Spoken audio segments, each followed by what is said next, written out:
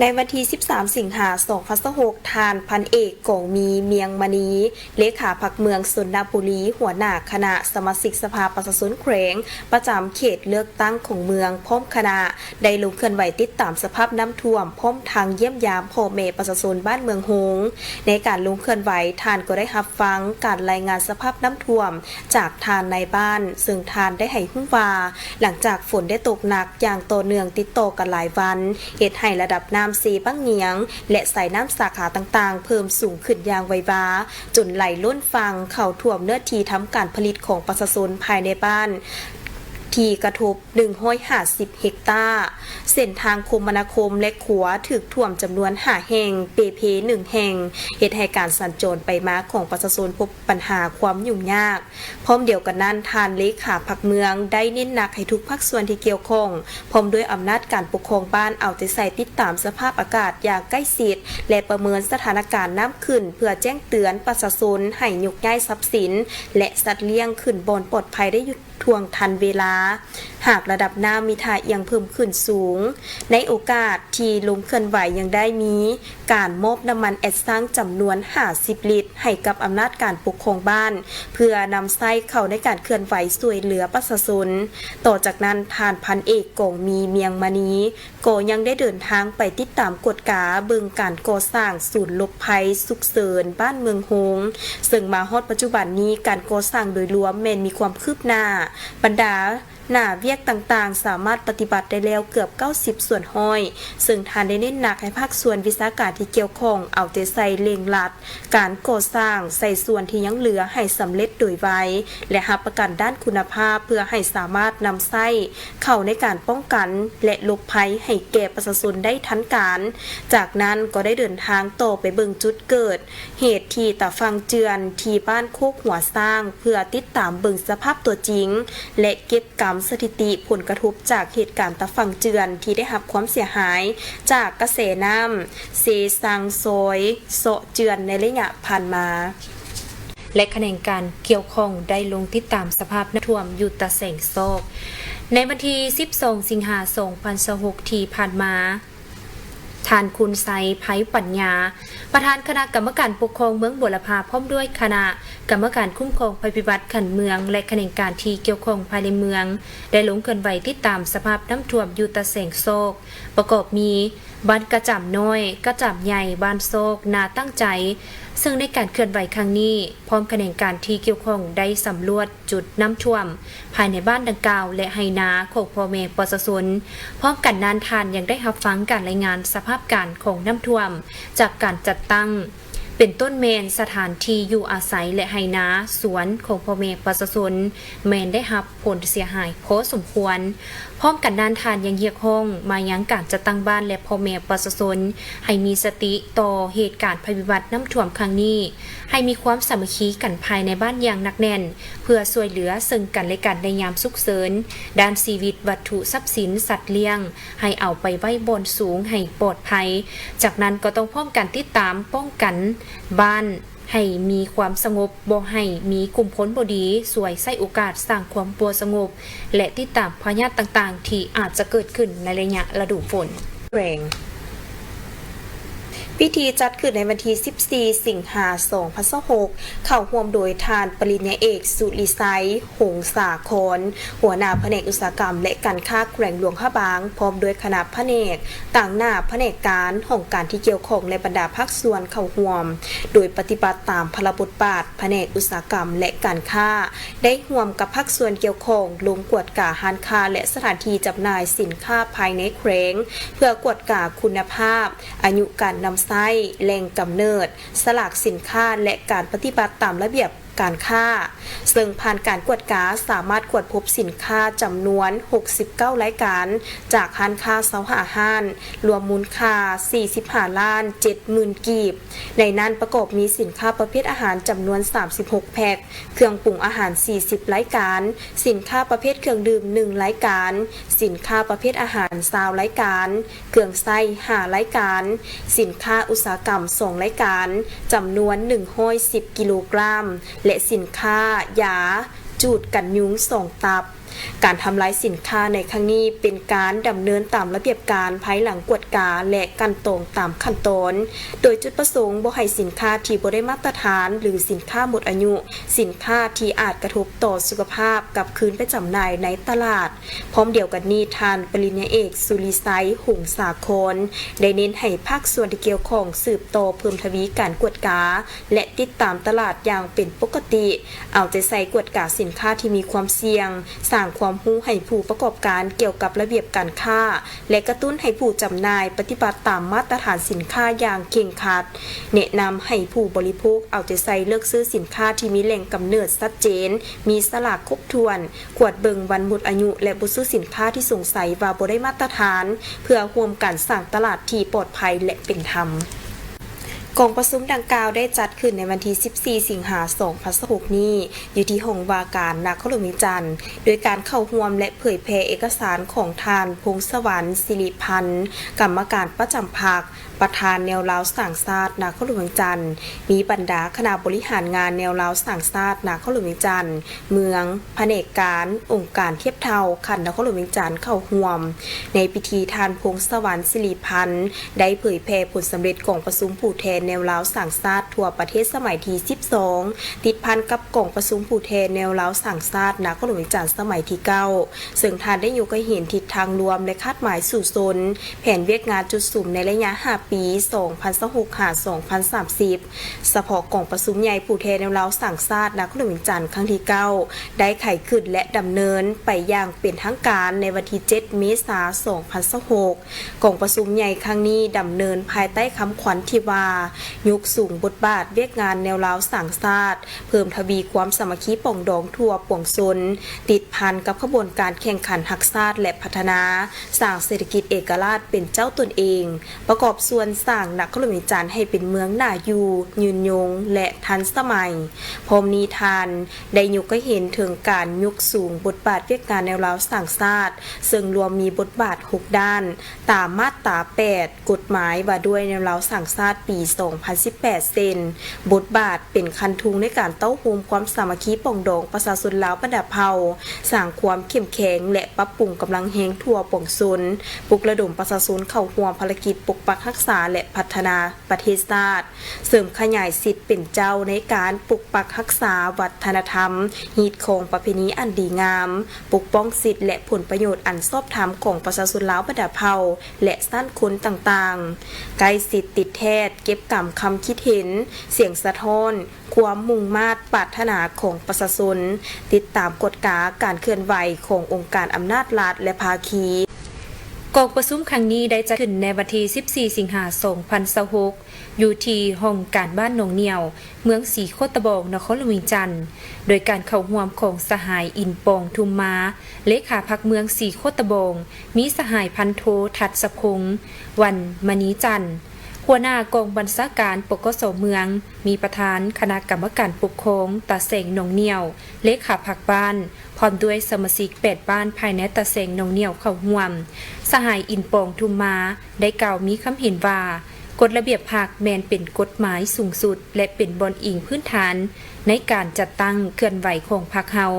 กฎระเบียบพรรคสมัยที่ 12 ที่ได้การหับห้องเอาในกบประชุมใหญ่ผู้แทนทั่วประเทศครั้งที่ 12 ของพรรคที่ผ่านมานั้นแม้ได้รับการปรับปรุงให้สอดคล้องกับสภาพการใหม่เพื่อแนะใส่ยุคสูงความสามารถนำพาความเป็นแบบอย่างน้ำหน้าและความศักดิ์สิทธิ์ในการคุ้มครองภายในพรรคกองประชุมในมื้อนี้มีความสำคัญเป็นอย่างยิ่งต่อการสร้างความเป็นเอกภาพทางด้านทัศนะแนวคิดการกระทำของทั่วองค์คณะพรรคเมืองศรีโคตบองซึ่งในกองประชุมพวกเขาจะได้ร่วมกันรับฟังและค้นคว้าส่งเนื้อในเอกสารที่สำคัญคือกฎระเบียบพรรคประชาชนปฏิบัติลาวสมัยที่ 12 คำแนะนำของคณะจัดตั้งศูนย์กลางพรรคเกี่ยวกับการจัดตั้งปฏิบัติกฎระเบียบพรรคฉะนั้นเพื่อเฮ็ดให้กองประชุมบรรลุคาดหมายที่วางไว้อย่างมีประสิทธิผลสูงข้าพเจ้าขอเรียกร้องมายังบรรดาสหายจงพร้อมกันเอาใจใส่ยกสูงความรับผิดชอบการเมืองตั้งใจติดตามในการรับฟังและยัดแยงเวลาอันมีค่านี้เพื่อค้นคว้าเนื้อในจิตใจกฎระเบียบพรรคอย่างลึกซึ้งกำให้ได้บรรดาหลักการมาตรการข้อห้ามและจุด ที่ได้รับการปรับปรุงใหม่เพื่อนำไปจัดตั้งปฏิบัติให้ถูกต้องอยู่หากฐานหน่วยพักของตน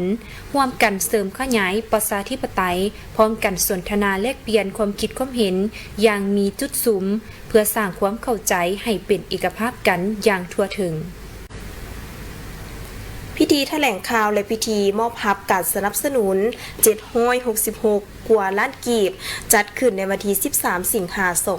2026ที่สภาการค้าและอุตสาหกรรมแห่งชาติลาวโดยต่างหน้าบริษัทเบียร์ลาวจำกัดมอบการอุปถัมภ์ของทานจันทร์สมรพองจันทาผู้อำนวยการฝ่ายการตลาดบริษัทเบียร์ลาวจำกัดและกล่าวรับโดยทานบุญเหลือสินไซโวลวงศ์ประธานสหพันธ์ดอกปีกไก่แห่งชาติลาวมีทานสุดิวัฒน์สุวรรณจุ่มคำรองรัฐมนตรีกระทรวงการเงินทั้งเป็นรองประธานสหพันธ์ดอกปีกไก่แห่งชาติลาวพร้อมด้วยคณะบริหารงานสหพันธ์ครูฝึกและนักกีฬาตลอดฮอดสื่อมวลชนภาคส่วนต่างๆเข้าร่วมท่านปริญญาเอกไซบัณฑิตลาสพลเลขาธิการสหพันธ์กีฬาดอกปีกไก่แห่งชาติลาวรายงานให้รู้ว่าบริษัทเบียร์ลาวจำกัดได้เป็นผู้สนับสนุนหลักที่เคียงคู่กับวงการกีฬาดอกปีกไก่ลาวมาโดยตลอดการสนับสนุนในปีนี้รวมมูลค่า766 ล้านกีบในนั้นประกอบมีผลิตภัณฑ์และเงินสดบ่เพียงแต่เป็นการสนับสนุนด้านงบประมาณเท่านั้นแต่ยังเป็นการร่วมสร้างอนาคตและยกระดับมาตรฐานกีฬาดอกปีกไก่ในสาธารณรัฐประชาธิปไตยประชาชนลาวให้มีความยืนยงซึ่งปัจจุบันสหพันธ์กีฬาดอกปีกไก่แห่งชาติลาวได้สร้างฐานข้อมูลนักกีฬาอย่างเป็นระบบโดยมีสโมสรสมาชิกทั่วประเทศถึง26แห่งและมีนักกีฬาในระบบหลายกว่า500 คนพร้อมเดียวกันนั้นสหพันธ์ยังได้วางแผนยุทธศาสตร์5ปีโดยเน้นใส่2โครงการสำคัญคือการจัดการแข่งขันเบียร์ลาวแบดมินตันซูเปอร์ซีรีส์5รายการต่อปีเพื่อขยายฐานนักกีฬาในทั่วประเทศและการเปิดฉากการแข่งขันระดับสากลเบียร์ลาวอินเตอร์เนชั่นแนลซีรีส์ที่จะเริ่มต้นในปี2027เป็นต้นไปการแข่งขัน XXV เบียร์ลาวแบดมินตันแชมเปี้ยนชิพ2026ที่จะมาถึงนี้จะจัดขึ้นในระหว่างวันที่27-30 สิงหาคม 2026ที่สนามกีฬาดอกปีกไก่มิตรภาพลาวไทยบึงขยองซึ่งแบ่งออกเป็น21รายการเพื่อเก็บคะแนนสะสมรวมมีหุ้นเยาวชน U13 U15 U17 U19 และหุ้นมือสมัครลินโดยมีนักกีฬาลงทะเบียนเข้าร่วมอย่างหลวงหลายและการแข่งขันครั้งนี้จะนำไส้ลูกดอกปีกไก่ยี่ห้อ GXS 76และดำเนินการตัดสินโดยคณะกรรมการที่มีประสบการณ์ระดับชาติเพื่อรับประกันความโปร่งใสและยุติธรรมกิจกรรมดังกล่าวเข้าร่วมโดยทานสันติสุขภูมิสวัสดิ์หัวหน้ากรมการค้าภายในทานนางวรรณมณีพิมพ์วสารหัวหน้าแผนกอุตสาหกรรมและการค้านครหลวงจันทร์มีหัวหน้าองค์การอุตสาหกรรมและการค้าเก้าตัวเมืองกรมสถาบันพร้อมด้วยผู้ประกอบการห้างห้านธุรกิจเข้าร่วมทานนางวรรณมณีพิมพ์วสารได้กล่าวว่า